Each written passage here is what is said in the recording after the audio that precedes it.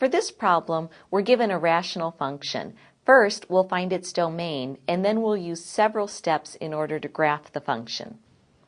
So we have f of x is equal to 1 over the quantity x plus 3 squared. So the first thing we want to do is find out what is the domain of this rational function. Well, we look at the denominator and we set it equal to 0. So we have x plus 3 quantity squared is equal to 0. If we take the square root of both sides of this equation, we just get x plus 3 is equal to 0, or simply x is equal to negative 3. So x equals negative 3 is the value that makes the denominator 0.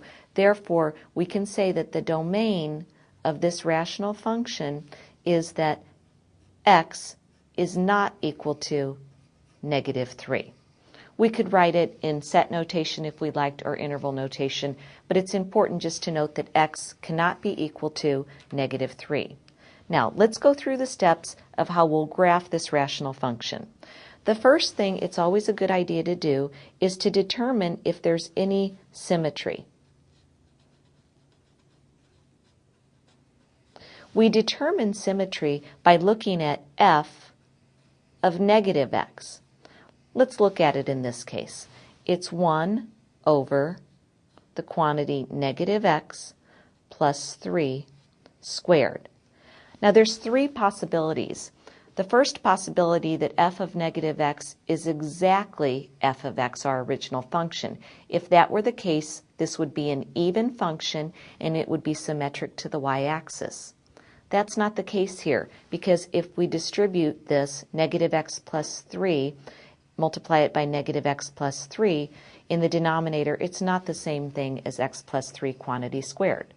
The second possibility is that f of negative x is exactly the opposite of the original function. That's not the case here either. But if it were the opposite, it would be an odd function and it would be symmetric with respect to the origin. So in this case, there's no symmetry, and we'll just write that there is none. Now let's move on to step 2. In step 2, we want to find the y-intercept. We find the y-intercept by letting x equal 0. So that's just the same as finding f of 0, which in this case is 1 over the quantity 0 plus 3 squared, which gives us 1/9. So we know, first of all, that we have a y-intercept of 1/9. So let's go ahead and plot 1/9 close to the x-axis on the y-axis. Next, we'll move on to step 3. We want to find any x-intercepts.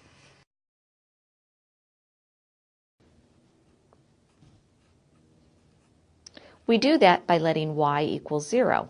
When we let y equal 0, or f of x equals 0, that simply means we set 0 equal to the numerator of our rational expression. Our numerator is 1. Well, 0 is not equal to 1. That's a false statement. So what this tells us is there are no x-intercepts for this graph.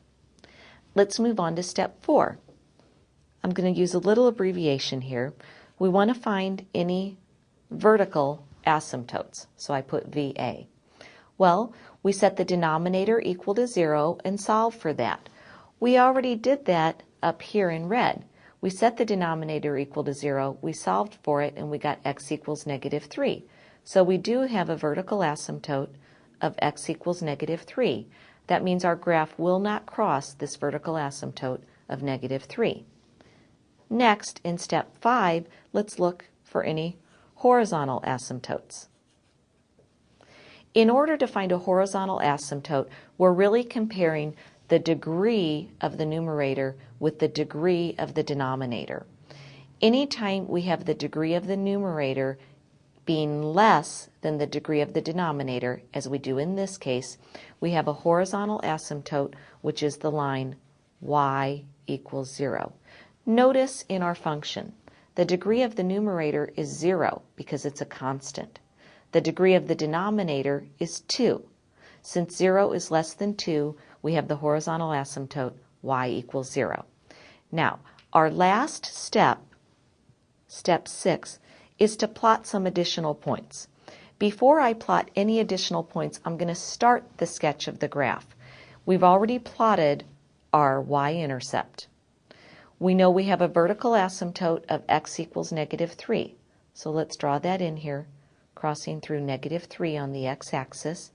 And we have a horizontal asymptote of y equals 0, which is just the x-axis, so I'll extend it with a dotted line so we know that's a horizontal asymptote. Now the question is, how do we finish our sketch here? What we need to do is we need to plot points between each vertical asymptote and each x-intercept. Well, we only have one vertical asymptote here and we have no x-intercepts. So we'll simply pick a point to the left of our vertical asymptote and a point to the right of the vertical asymptote.